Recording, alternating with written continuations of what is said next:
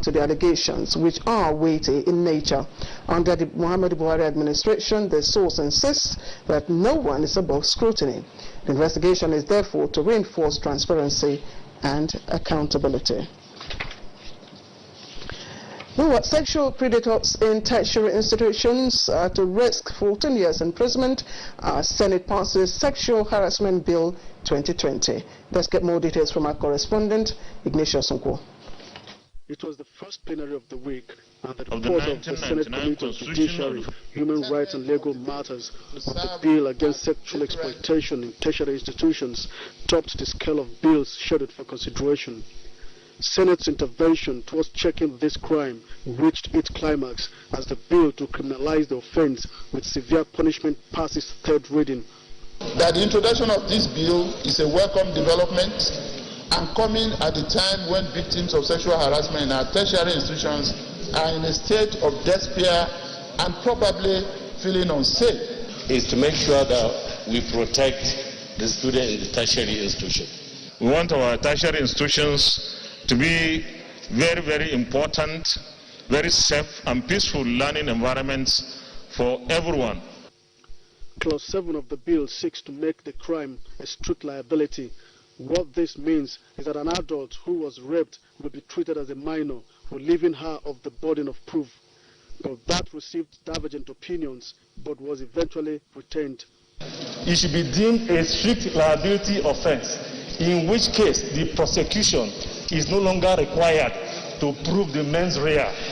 Now, if you take the extreme, for instance, case of deliberate blackmail, which is a possibility, it's not on all the cases of sexual harassment that we found the ladies all the time correct. You must prove there's actual sexual intercourse or demand for that sex. The bill to repeal the Police Act 2004 and to reenact the Police Act 2020 for a more responsive and responsible police force was also passed. The legislation, which seeks to improve on the Police Act, which has been in existence since 1943, also gives credence to community policing. That the police abide, enforce certain constitutional provisions, particularly fundamental rights of persons in police custody under Chapter 4 of the 1999 Constitution as amended. 5 bills passed first reading. These include the Institute of Risk and Disaster Management Establishment Bill. From the National Assembly, Ignatius Nko, NTA News. And the House of Representatives says the average of 5 reported cases of rape per day between January and May 2020, as confirmed by the Nigeria Police, calls for concern. Nigerian plenary Tuesday, House members, following a motion from Representative Idem Onyime, urged the establishment of special courts to enhance speedy trial. The lawmakers also called for the launch of a national campaign against rape and gender-based violence. The House passed a resolution to investigate alleged breach of presidential directives on the suspension of top management and executive members of the Nigeria Social Insurance Trust Fund by the Minister of Labour. Meanwhile, a bill to provide for the establishment of orthopedic hospital in Plateau State and a bill to establish Federal Medical Center was sponsored by the Deputy Speaker, passed second reading.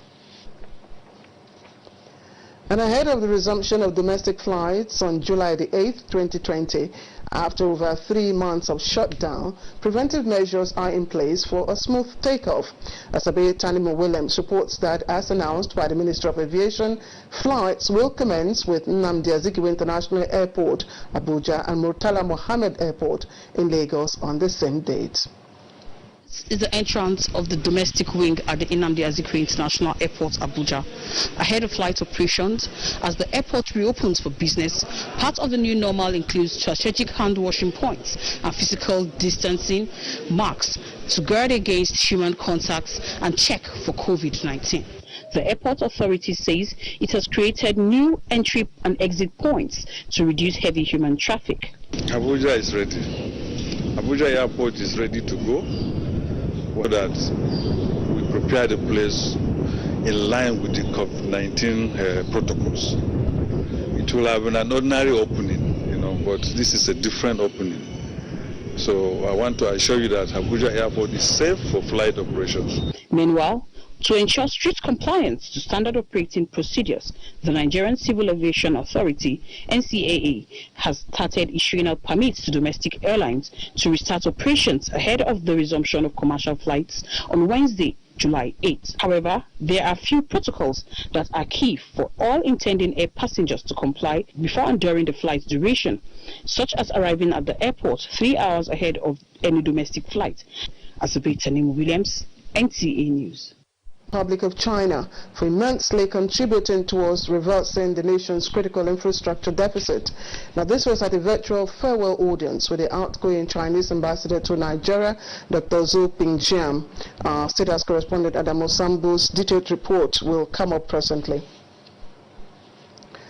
And businesses of Nigeria trading community in Ghana has come under prolonged shutdown, given rise to gross losses and untold hardship.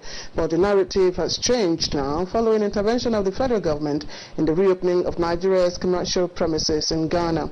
Abubakar Usman Akwanga reports that the development prompted appreciation visit by the National Association of Nigerian Traders to Nigerians in Diaspora Commission. 100 shops owned by Nigerians in Ghana had suffered ill-fated treat government to swiftly wade into the situation through diplomatic efforts, which eventually restored sanity in all the affected commercial areas. Now the Nigerian business community visits the office of NITCOM to show appreciation over the development and advocates more strict diplomatic measures to avert repeat of future incidents. We suffered for this ECOWAS since 1975. And what was the purpose? For economic integration. And if it is therefore for economic integration, we must not disintegrate the people. NITCOM chairman Abike Dabiri Irewa expressed satisfaction with the visit and revealed plans to create database for Nigerians in Ghana, as well as strengthened diplomatic ties. The Ghanaian traders not go against their own government. So it's good news, and like you said, we have to continue the spirit of brotherliness, We're all part of ECOWAS, and that is the spirit.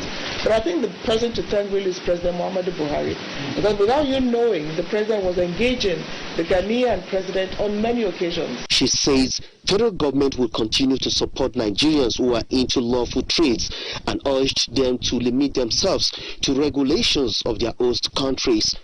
In Abuja, Abubakar Usman Akwanga, NTA News.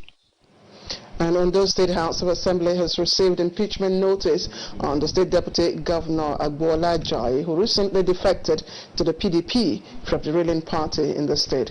The House has therefore set up a panel of inquiry to investigate allegation of misconduct leveled against the Deputy Governor for fair hearing. Olubukola Aduwo has this.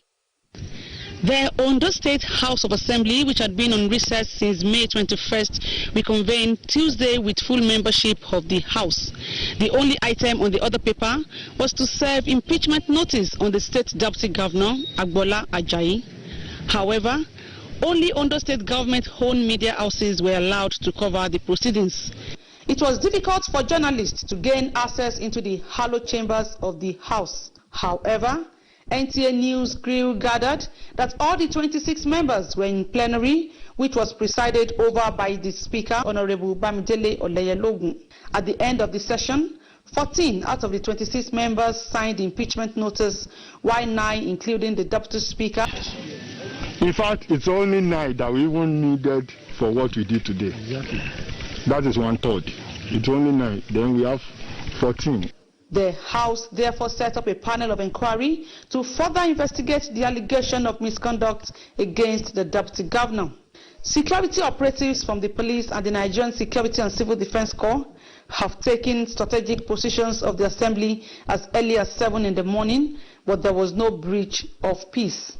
In Akure, Olubukola Aduwo, NTA News. And All Progressives Congress has inaugurated the party's screening and appeal committees for Ondo State governorship aspirants. Secretary of the Caretaker and Extraordinary Convention Committee of the party, Senator John Akpan, presided over the event and urged members of the committees to be focused and uphold the principle of fair conduct in the discharge of their duties, as the task before them is so dear to the party.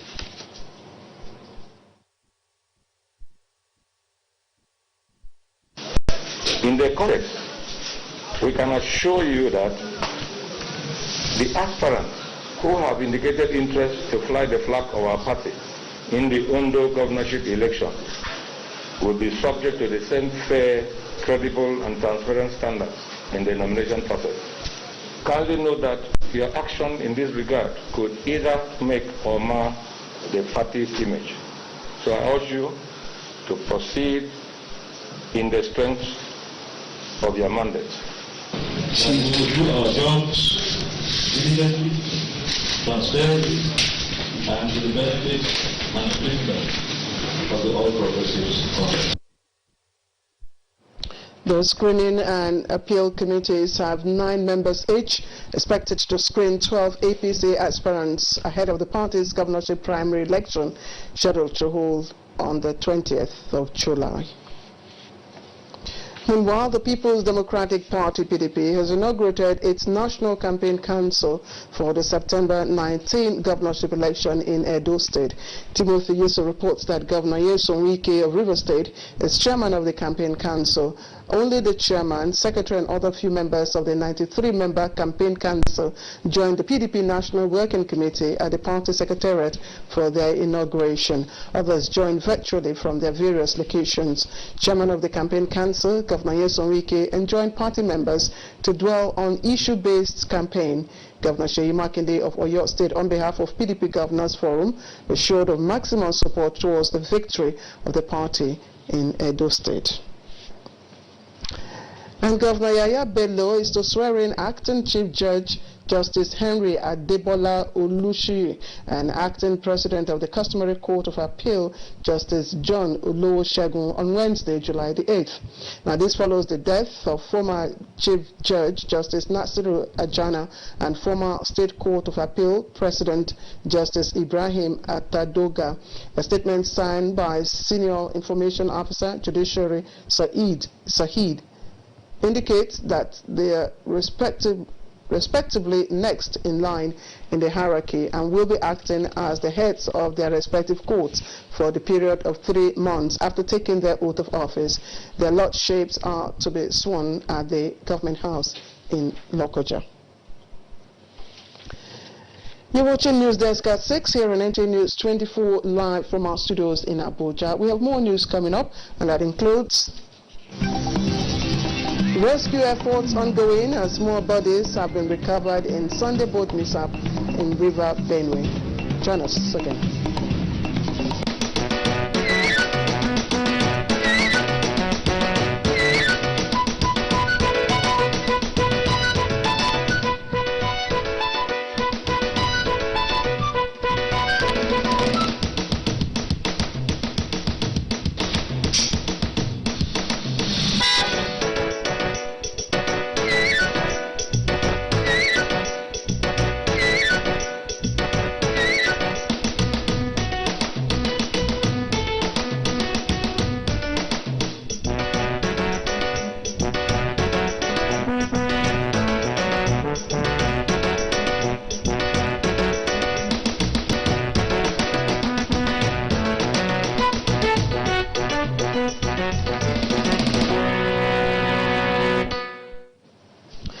Welcome back. You're watching News Desk at 6 on NTA News 24. Now to COVID-19 update. And the NCDC has confirmed 575 new cases of COVID-19, and that's as at 6th of July 2020. The new cases recorded from 20 states, breaking down, indicates that Lagos has 123, followed by the FCT with 100. Delta State has 58 new cases. Edo has 52. Ogun State has 42. Katsina State has 24, while Bayelsa has 22. Beg your pardon, 23. Rivers State has 22. Others include Borno State with 19 new cases. Plateau and Ondo States have 18 each. Oyo has 17, Kwara has 15, Osun 13. Enugu State has 9, while Nasarawa State has 7 new cases. Abia has 6, Cross River has recorded its first 5 cases. Kaduna has 3 and Ekiti State has 1 new case. So far, Nigeria has 29,286 confirmed cases of COVID-19, with 11,828 of them discharged, while unfortunately 654 patients have died from the virus. And as students in terminal classes in Oyo State return to school, compliance level with all laid down measures to contain further spread of COVID-19 is very high. Now, Shola Waid monitored the situation of all Nigerian citizens to their full potential has been threatened by the outbreak of COVID-19 globally. This prompted the government to order the closure of schools nationwide amid fear of the COVID-19, among other measures. And as the lockdown and curfew ease gradually, Oyo State government reopened schools this Monday for the graduating classes so that pupils and students can prepare for their examinations with adequate precautionary measures put in place for everyone. Provide washing bays for each classes with hand sanitizers and running water. Before we do reach greet other like hugging each other, but now we have to maintain total distance. Arrangement of the seats is being observed there, and then the level of contamination is 0. All the training that we were asked to attend, the courses and the training, and we participated in everything. The state government stressed that daily monitoring of the level of compliance in schools will be enforced. In Ibadan, Shola Wahid, NTA News. Which one are we? All right, let's bring you Damo Sambo's report on the virtual meeting between President Muhammadu Buhari and the outgoing Chinese ambassador to Nigeria. During the 4-year tour of duty to Nigeria by the outgoing Chinese envoy, President Muhammadu Buhari had visited China twice, first on a state visit in 2016 at the invitation of President, and the other for the China-Africa Cooperation Summit in 2018. Although Nigeria and China enjoy bilateral relations spanning 50 years, benefits derived in the last 4 years have been remarkably outstanding. As President Buhari kept emphasizing, the Chinese government interventions in critical infrastructure and other key economic sectors have positively impacted millions of Nigerians and will continue to do so in generations to come. And during this virtual farewell audience with the outgoing Chinese ambassador, Dr. Zhu Pingyang, the president maintained that there is no way a country can move forward if it is hampered by severe deficit in infrastructure. He therefore asked the envoy to formally convey his administration's appeal for the contributions of China towards reversing the infrastructure deficit in the country.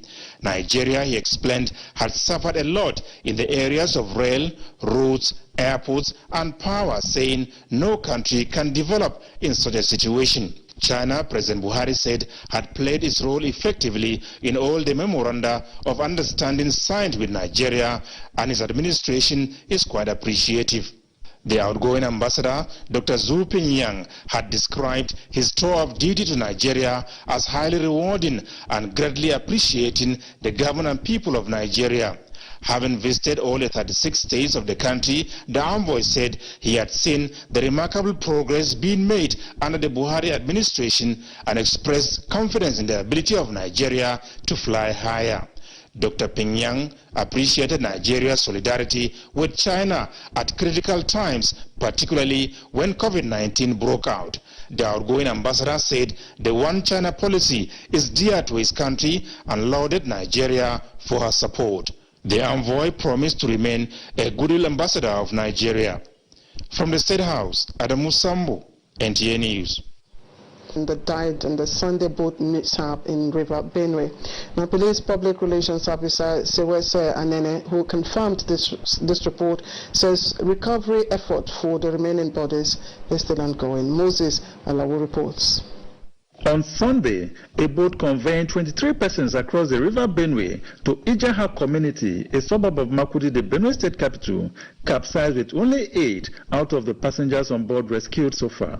The Benue State Police Public Relations Officer, Sewese Anene, has appealed to members of the public to remain calm as the police, marine force and other stakeholders battle to recover the remaining bodies. It is advised to put on your protective gadgets so that at least you can float for a while, pending when they will be rescued. Since Sunday, when the accident was reported, rescue operation has been ongoing, leading to the rescue of 2 survivors in the accident and subsequent recovery of 8 bodies of the victims. Rhoda Bolos is a mother who has 5 children in the Sunday boat accident.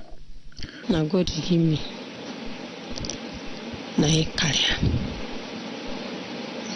I know go question God. Ronan Vincent also had 3 of her siblings in the boat mishap. When we went to Ijaha, we saw only 1 corpse that he found. We stayed there till 10 o'clock. There was no hope, so we just came back home. Meanwhile, Governor Samuel Otom has expressed his deep sympathy with the families of the 23 victims which boat capsized on the River Benue. He described the incident as painful and unfortunate and prayed God to console members of the families, particularly the Ekan Church. In Makudi, Ode Moses Ajao, NTA News. All right, let's pause for a while now and take some sports stories from our sports desk.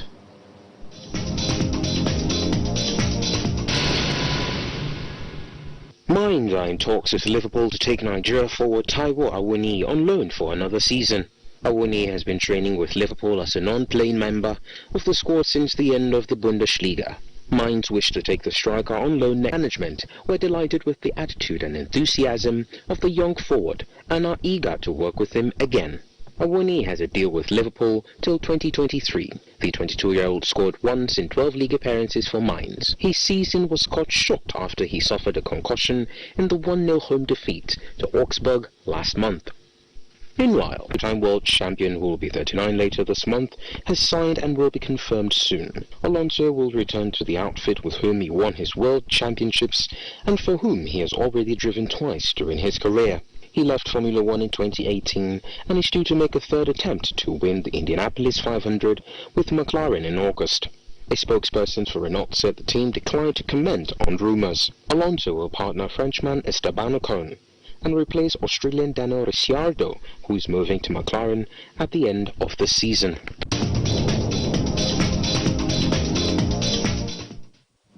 And the Northern Governors Forum says it is saddened by the death of former Minister of Youth and Sports Development, Inwa Abdul Kadri, who was also a former member of the APC National Working Committee and served as Vice Chairman North West. A statement by the Director of Press and Public Affairs to the